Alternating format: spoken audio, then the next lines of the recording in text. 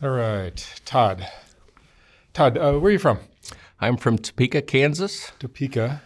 And you are a retired. I'm a retired teacher. Just 2 years ago, you retired from Yes. teaching. What grades? I was certified 5th grade through 12th. Most of my experience was teaching middle school, but did have some high school in there as well. And then a few years of 5th and 6th grade. And you told me you're a gym teacher. As PE teacher and also taught health in the classroom.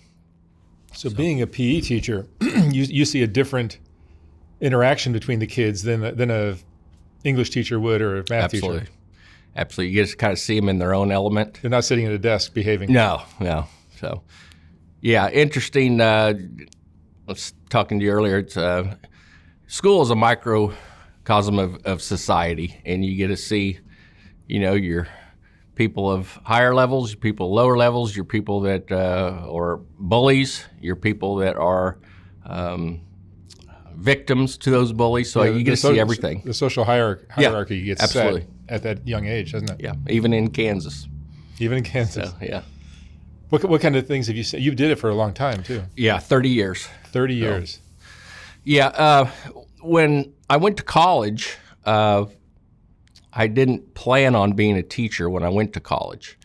And my family's full of teachers. And what I did realize is if you're ever going to want to make money in this world, being a teacher is not going to do it. So I didn't know I was going to be a teacher. I got a call from my high school basketball coach my sophomore year in college, and he asked if I wanted to coach at the freshman level. Like, sure. I was honored. So I went on to coach that year, loved it. Loved being around the kids, loved teaching the skills that he taught me, the game, loved it.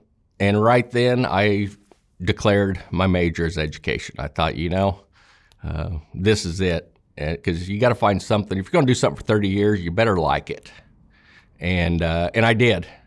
So that's great. Changed my major to education and got through that and got my first job at the middle school that I went to.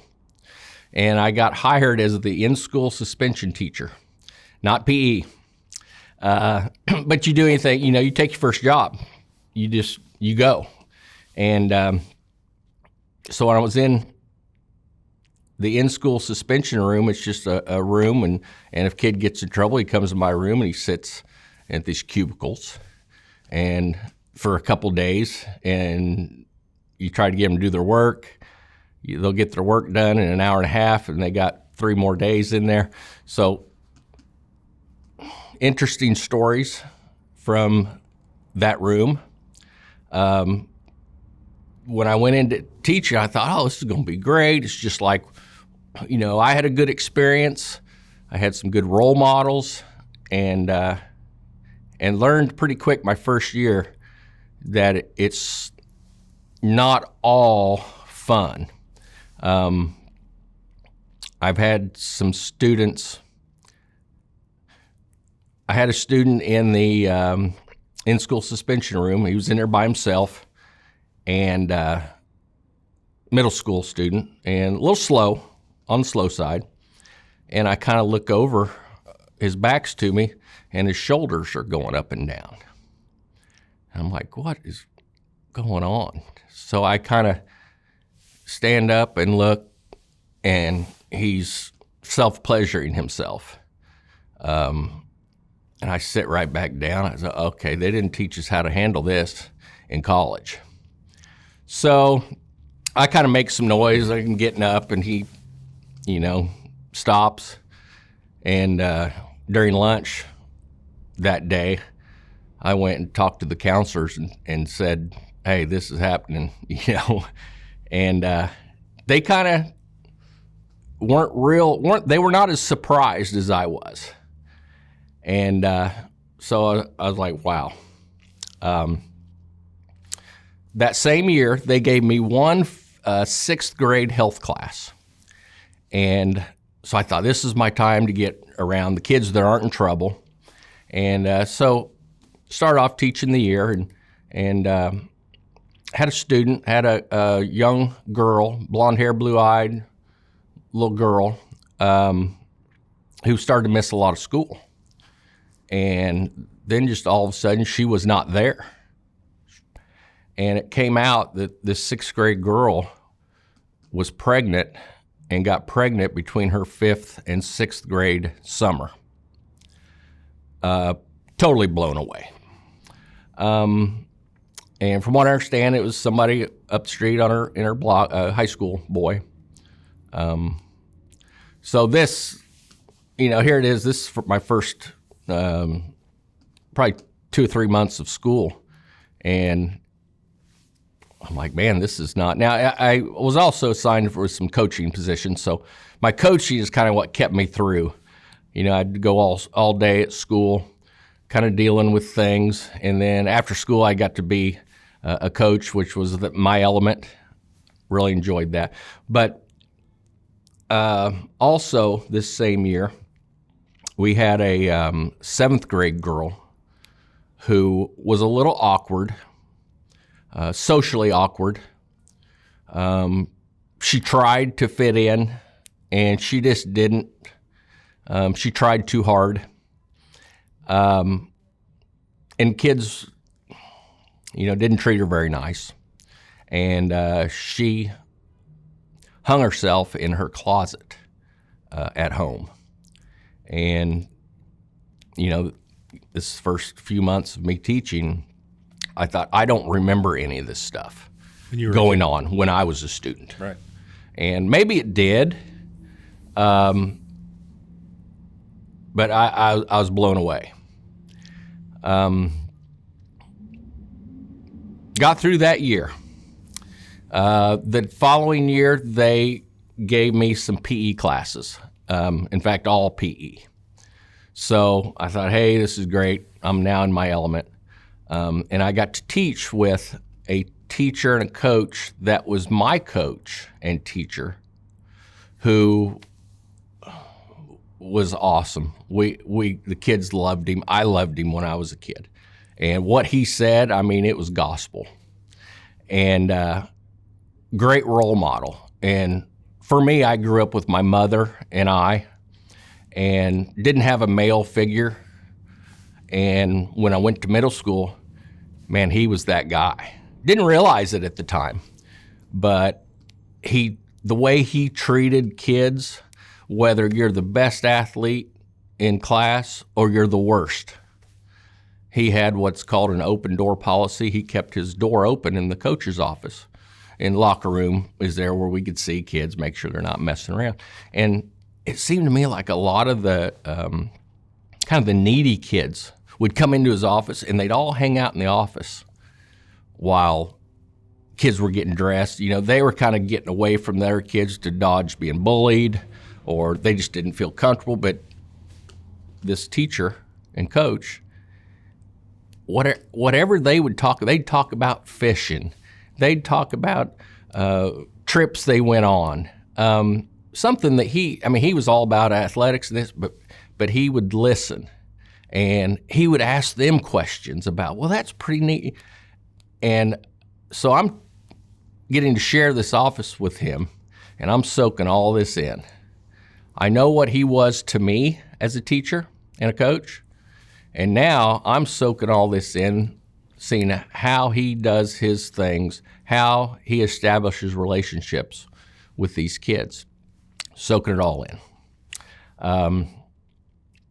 For the next 9 years, I taught side by side with him, shared the coach's office, and had a really good experience, and learned a lot of how to deal with kids. And he was hard-nosed. He was a hard-nosed teacher and coach, but when you get him one-on-one, or even just with a few kids, he had the biggest heart, and people from the outside didn't see that of him. They just think, oh, he's hard-nosed coach, old school. And big heart. And to this day, I talk to him probably once a month.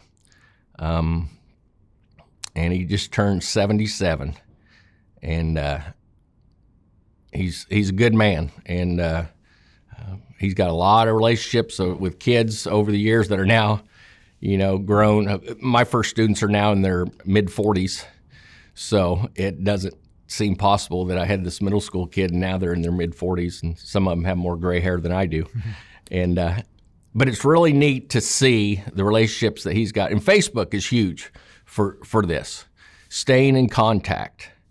And as a teacher, man, there's times when I was teaching school that I thought, there's days it'd be the worst day ever. Then there'd be days it'd be great. You got to ride those ups and downs. And you may think, and I thought several times, oh, this kid, he is a mess. He's bad news. He hates me, and he'd rather watch me get run over than help me out of the road. Those type things with kids that you think.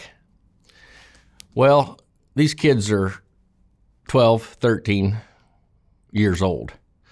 Their hormones, their brains are not acting. There's days they act like a 2-year-old, and that next day they may act like an 18-year-old. The maturity level is up and down. It's not their fault. These are chemicals going on in their brain. Down the road a little bit, I was at a wedding dance, a friend of mine, and I see this student kind of cross. I walk in with my girlfriend at the time, and I see this kid, and I thought, oh man, he's like top 4 worst kids I ever had. And he's not a little 12-year-old anymore. He's a big kid. And I see him, and he sees me, and here he comes. And I told my girlfriend, look out. I said, this isn't good. And he comes up, and he holds his hand out. He says, Mr. Fargo, he goes, I want to apologize to you. And I was like, oh. He said, everything that you and Coach G said to me over those years, he goes, I heard every bit of it. And I remember every bit of it. And at the time, I was having none of it. This is a kid that since then, we've become friends. And I see him, every, maybe once a year. But he just opened up a restaurant in Topeka, in our town. He ended up going to culinary school. He now owns his own restaurant, and very popular restaurant in Topeka. And that's a good story. Those are the feel-good stories. Got another kid that this is when I first started coaching. I was in college and I was coaching. And this kid, AJ, he was on my team, and all of a sudden he wasn't there. And I guess he got in a fight during lunch. And from what I understand, it was pretty bad. He was no longer with us. So this is when he was a freshman. I don't know, he got out of school, and I called AJ a week ago, and I asked him if I could talk about him, and he said absolutely, because he's a feel-good story. 17 years he was in and out of prison, got shot by police. When he got out, and I asked him, I said, he's very successful now. He got out and started his own construction company, and several employees, and he does concrete, and then he also does home rehab. Very good for young African-American kids. Very good role model. He's done it the wrong way, and now he does it the right way, and he's very successful. And I asked him, when I talked to him a week ago, I said, AJ, when did it click that you got to change? And he said, when I got out, I thought of my son. He had a son, and he said, I got to shape up for him. And neat story. Very neat story. It's nice to hear those Absolutely that turn it around from absolutely their rough childhoods. Those are the ones that really make you feel good. I've got students that are now doctors and lawyers, and those kids, you know, they were going to make it no matter what. We talk about as teachers, we spend very little time on our upper kids and a lot of time on those middle of the road kids. And I agree, the middle of the road kids, those are the kids that could go the wrong path or the right path. And you know, I was in that same situation, and I found a role model, Mr. G. So if you could be a role model for some of these kids that maybe don't have the best home life, maybe don't have a dad in the picture. Is not having a dad a big part of the problem that you see in society today? Now, yes, I think it always is. It's not an excuse. I was there. It's harder. I just know how I grew up, and I didn't know any different because my folks divorced when I was 1, and I didn't know any difference until I got to about middle school, and I realized there are other dads coming to their sporting events. There are dads getting involved in athletics outside of school, you know, so they could play year-round. That wasn't an option for me. So drugs, you know, they're everywhere. Parents that are unstable in their relationships, a lot of relationships. In my kids don't hold secrets very well from home, and there'd be kids that come up and they'd start telling me that, well, Dad gets drunk every night in his chair, and I'm like, okay, and there's times where kids will go home and they'll say, well, this teacher did that, this teacher, and we tell parents during conferences, I'd tell them, I said, you believe about half that comes home, and I'll believe about half that comes to work. And there's truth to that, because kids, they may get in trouble in school and they'll flip that story around, and by the time they get home, they've told a whole different story than what happens, and then mom or dad calls and say, hey, what's the deal? Well, I learned that if I ever have a discipline problem, that before that kid goes home that day, I make that phone call to the parent. So I'm going to set the tone of, this is what happened. Anything different you hear. And I got that advice from a principal who used to be a PE teacher that I taught with. And man, he was right on the money there. You'll save yourself a lot of trouble if you can communicate with those parents. Parents don't like surprises, even with grades. You know, if you've got a kid that's getting a D or an F in your class and the parents have no idea, and then grade card time comes up, those parents are like, hey, how come I didn't know? Communication between the teachers and parents are huge, and brings the community together also. We're all on the same team. We want to get these kids raised without any big mistakes for those kids to make. And I tell kids that, and I say, you know what, we're on the same team here. Your parents and I are. And a lot of times kids will try to turn the teacher against the parent, or the parent against the teacher. So family life, and again, at every school, you've got every type of kid and every type of parent.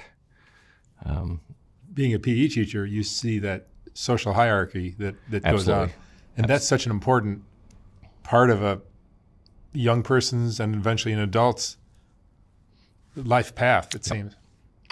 You know, it can curse you forever. A coach's office is windows, and then the locker room's out there, so the kids get dressed. And I always sit in the coach's office, and I just hear their conversations. And they're a crack up. They really are. But some kids get picked on. Other ones absolutely. Other ones are the ones absolutely. And that's causing the problems. That's why the door stays open. That's why there's windows. And I'm not going to sit out there right next to them while they dress. I'm not going to do that. But I am going to be in my office and monitor and have my ears open.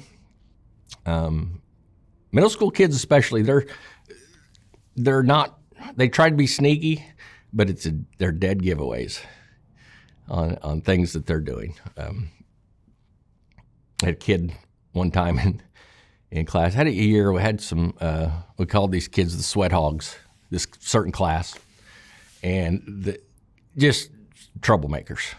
And from kind of the bad part of the district, and these kids walk in, they're usually loud, and these handful of kids, they walk in, they're just quiet, and they walk right by me, and right by the coach's office, and they go down here in the locker room, just where I can't see them, and they're as quiet, dead giveaway. Well, I kind of walk out, and the kids are scurrying, so I go over there, and ends up being a kid brought a roach, marijuana cigarette, and to school, and was showing it off to everybody. And this is a country school. This is later in my career at a country school, and I just and they're like, "How did you know?" I'm like, I've been down this road before, Have things gotten, you did it for 30 years. Are things improving or getting worse or not changing? It depends on the class, depends on school too. Now, I taught in the city for my first 8 years, and then I taught at a rural country school for 20. Then I came back and finished my career, taught special ed at inner city high school. When I went from the city school when I was first teacher, and then I went out to the country school, it was like going back in time 15 years. It was like going back in time when I was a student. Kids didn't sag their pants. Kids didn't have the colors, the gang colors where they did in the city. And I went out there and some of the biggest, we'd have maybe a fight a day in the city, in our school. Pretty big school. And sometimes more than a fight a day. And when I went out to the rural school, we'd have maybe a fight a year. It was pleasant. It was nice to go and be there. Now, there's still problems. Big thing I've noticed is dress code over the 30 years.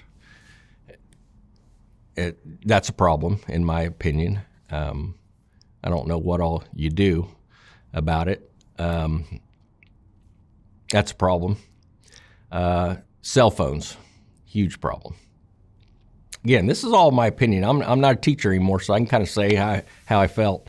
But the cell phone thing, at the rural school I was at, they could have them, but they were to be in their bag, and they could have them out during lunch. Unless the teacher said, "Hey, get on your phones, and we're going to do this on your phones."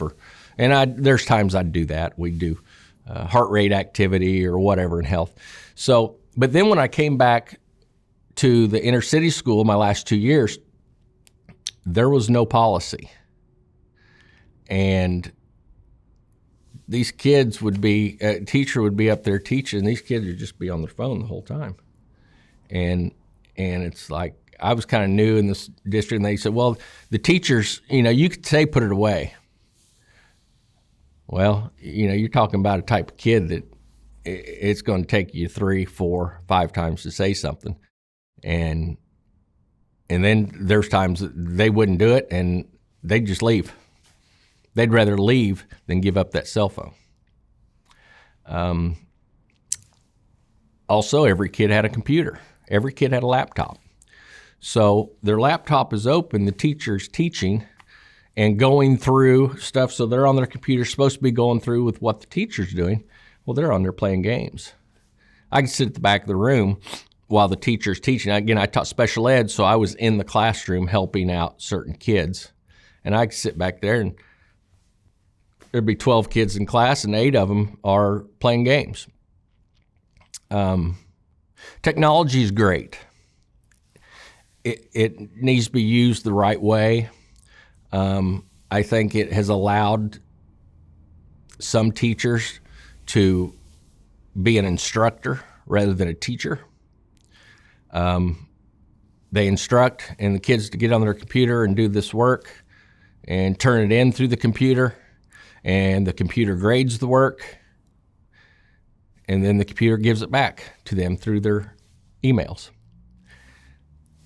The last year I was there, I gave a lot of my special ed kids written tests. It'd be the same test everybody else is taking, but it'd be a written test, and I would maybe take them to a place that could be quiet. And I was grading papers. I had all my papers lined up, and this young teacher said, "What are you doing?" So I'm grading these papers. And for the multiple choice, I'd just line them all up, and I'd go, say, okay, it's a D, D, D, D. Oh, that's not D. Like we did 30 years ago, even 20 years ago. Well, some of the new teachers, they've never graded a paper. They couldn't believe what I was doing or how I was doing it. The computer does it all for them. They put the key into the computer, kid submits, it grades it for them. See, and then it gets it back to them. You're not seeing what your kid knows unless you are reading every single test. Thus, I think a lot of teachers are becoming instructors. Instructors are something you go to in your college. You got college instructors that sit up there and they just teach to that back wall. And if you're getting it, you're getting it. And I'm not saying every teacher does this, but I saw it. Education, it seems like we offer more things now, which is great. The longer you can keep that kid in school, the more chance they're going to have for success. You know, if you can get every kid involved in athletics or a play after school, it's that downtime that school gets out at 3 o'clock and their parents don't get home till 5:30. There's a few hours in there that kids can get in trouble. They get into mischievous stuff. So we do all we can to keep them in that school as long as possible. Are there kids that you've seen where you just know that they're destined to do something great? Yeah. You know, your ones that are driven, the ones that have character, the ones that will do their homework in homeroom so they don't have to do it after practice tonight. They've got that work ethic, and those are the kids you're like, he's going to be okay. Yeah, it's also interesting to see how certain people peak out at different points in their life. Yep. And I've seen people who peaked out when they were in high school, and you see them 3 years after, and it's like, what happened to you? Right. Yep, I think we've all got friends that have been that way. Yeah, and others are late bloomers, and they peak out much later. Yeah. It's interesting. Life is a interesting journey, isn't it? It is. And, you know, the teaching school, I was able to retire. In Kansas, if your age plus your years of experience equal 85, you can retire. So I was able to retire at 55. You see a lot of teachers, they'll go and go. Now, the more you go, you get a little bit more money on your retirement check. But I hate seeing teachers that really need to be done just keep going, and because they can't afford to quit yet or to retire. And I told myself, I said, I don't ever want to be that guy. I want to leave when I still enjoy kids. And there wasn't a day go by that I wasn't able to laugh at something, because kids will crack you up. Now, there's times you had really bad days too. But again, the highs and the lows. You see a lot of, not a lot, but you'll see kids that just are fighting mental illness issues. And it's not necessarily something that's easily fixed with guidance or better parenting. You know, a lot of parents are against meds for kids. I'm not going to have my kid on this medicine. Man, I tell you what, there's I've had kids that just cannot have any success. They may be ADHD, they're bouncing off the walls, and their parents refused any medicine. And the kids that maybe do have medicine that they're even keel, they're able to do things. And I'd be able to see if I knew he didn't take his medicine in the morning, and I knew this kid was on medicine, he'd come in bouncing off the walls, and I'd call him over and ask him, "Did you forget your meds today?" "Well, I'm out of them. Mom hasn't gone to the pharmacy yet to get." I said, "Okay, you and I both know. I know. I'm going to be patient with you. You know also. Let's both try to work together to get you through this day." So I understand where the parent is at. I don't want my kids on meds, or they'll get them on some meds, and it'll totally change their personality and makes them down. They're tired, they're sleepy. That's not the med for them then. Find a happy combination. And when you did this 30 years, yeah, 30 years ago, there probably weren't these SSRIs, right? There weren't these psych medications. I've always known of ADHD medicine. Really? It was around back then too? Yes. Yeah. I've always heard of that. And when I was in school, I didn't know anybody that was on meds. There probably was, but I didn't know of anybody. Yeah, it seems like everybody's on them now. It's unbelievable how many people are on meds. But you know what? I definitely have seen, I've seen it be successful for a lot of kids. And then there are kids that I think, gosh, if the parents would just allow them to get evaluated and maybe try some medicine, they could have some success. Because with kids in trouble every day, getting suspended, we know where that's going. Do you think it's a bigger problem now than it was 30 years ago? Or has it always been a problem? We're just like more aware. I think more kids are on meds nowadays. Right, for sure. And I don't. But I'm just saying that the problem that the meds are trying to fix, have those increased, or have they always been? Man, that's a tough one. I don't know. I know there's a lot of kids. I'd get a list, being in PE, of kids that are on certain meds, and it did seem like over the years it was more and more and more. I just wonder if there's something in our society that's making people less stable. Well, there's a heck of a lot more stimulus out there. Social media doesn't seem Social media, computers. I first started teaching. It's amazing how few. I'm sorry to interrupt, but it seems like there's very few kids that are out playing in nature now. Absolutely. That probably plays a role. Oh, big time. And of course, as a PE teacher, I'd talk about that a lot. And but man, those video games. Those kids are all about those video games. And like when you and I grew up, there was no such thing. We went outside and we played. Every single day. Every single day after school. That's all you did. That's all we did. Until neighbor had a bell on their house, and when they rang the bell, that meant for their kids to come home and eat, or come home because it was getting dark. And my mom said, anytime you hear their bell, come on home because it's time. There's nobody else to play with anyway. So, but yeah, it's different now because kids now, they used to communicate by passing notes to each other. Well, now they just sit there and text people, or sitting right across the room from them, and they'll sit there and text. Or, of course, you know how social media works. You get people arguing with each other, and then this, and then I've seen where parents got involved. A parent was getting involved in the social media thing with the student. Just bad news everywhere. There's a place for it. Schools, I'm not quite sure where that place is.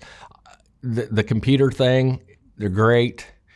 I'd sure like to see them go back to learning how to write and punctuate. Put capital letters where they're supposed to go. But what's going to happen to the English language now that everyone's texting more than they're writing? I really think, I do. I think in education, I think it's going to go back, and we're going to start back. Is there are kids that don't know how to write or even print. I didn't have a student, one of my special ed kids, who, when I gave him a written test, he could hardly write. Now he'd get on that computer and fly, but he couldn't write. And I'm like, okay, what's this kid gonna do? He better have a computer job, because he can't write. They can't sign their name at time. You know, some kids. There's always kids that can, but I'd see a lot of kids like that, and I think, where's this kid going to be? And you see a lot of it. The punctuation when they write a sentence, there's no capital letters. They won't put a period or a comma. Yeah. Or that comes from texting. Yep. Are you optimistic or pessimistic about the future? Absolutely. Which one? You know, optimistic or pessimistic? I'm optimistic. Got to be. I think if some teachers out there can be good role models, and I think we ought to go, take a step back and kind of go back to the fundamentals, like coaching. You go back to the fundamentals. I think education is going to do that. And maybe get away a little bit from the technology, because we're skipping a step. We're skipping a step on them learning how to write, them learning how to, how to type. Kids don't type anymore; they peck. They can go fast, but in order to type, you should be able to look at something and read it and type it. And I mean, some of the kids would ask me, how are you doing that? I'm like, you didn't take typing? We had keyboarding in like third grade for 9 weeks or something. We learned how to type back then. Of course, my mom was a typing teacher, so she made me take a year of typing. Best thing ever now.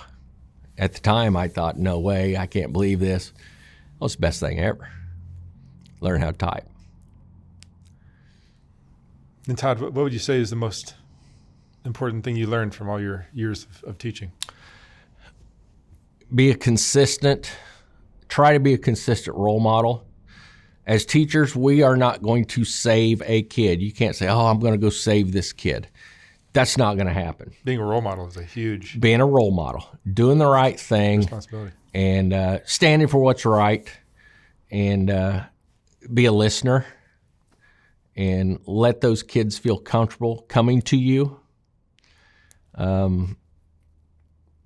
So I think there's always going to be some role models out there for kids. And if you get into teaching, I get asked this, if I had to do over again, would I do it? There's days I say yes. And then there's days I think, if I had it to do over again, I'd probably do something else. Maybe do a trade school. There'd be problems there too. There'd be problems there. And you know what? The reward of now having a lot of years under my belt, having these experiences with kids and get to see them through Facebook, through social media, I get to keep up with what the kids are doing. And that's awesome. That's great. Very rewarding.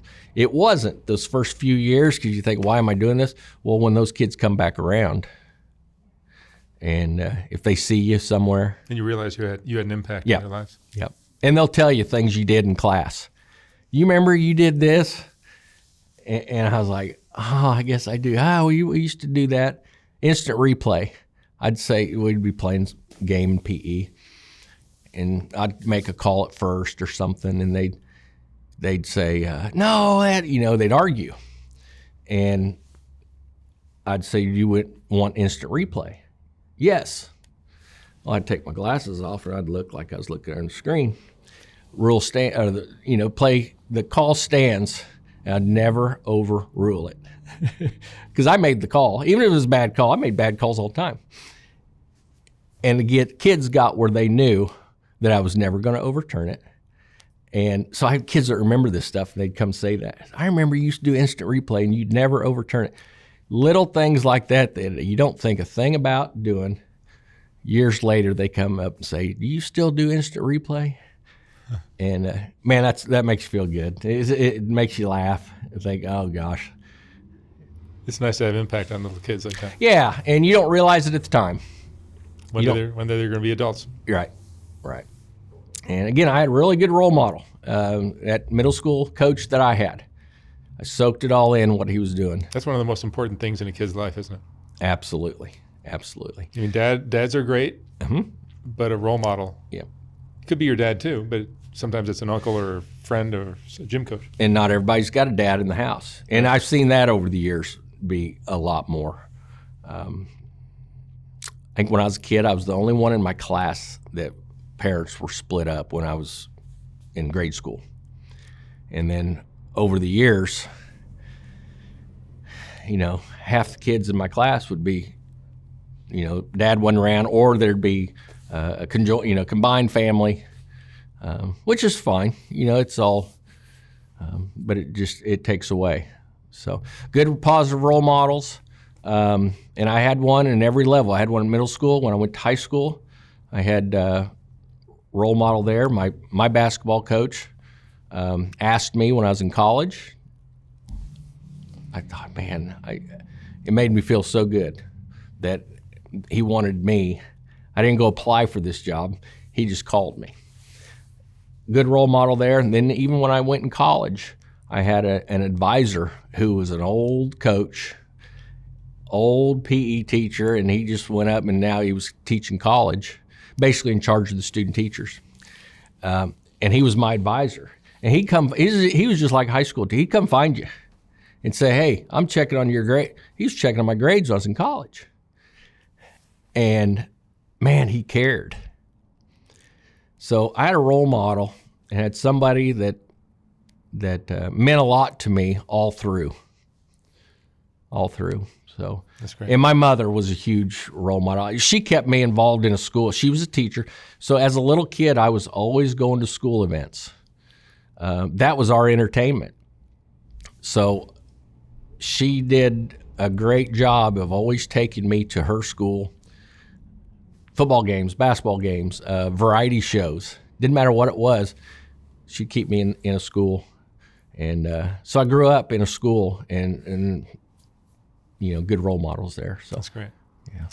All right, Todd, thank you so much for sharing your thoughts on teaching. Well, thank you, Mark. I appreciate it. Good luck with your retirement. All right. Thank you. Thanks.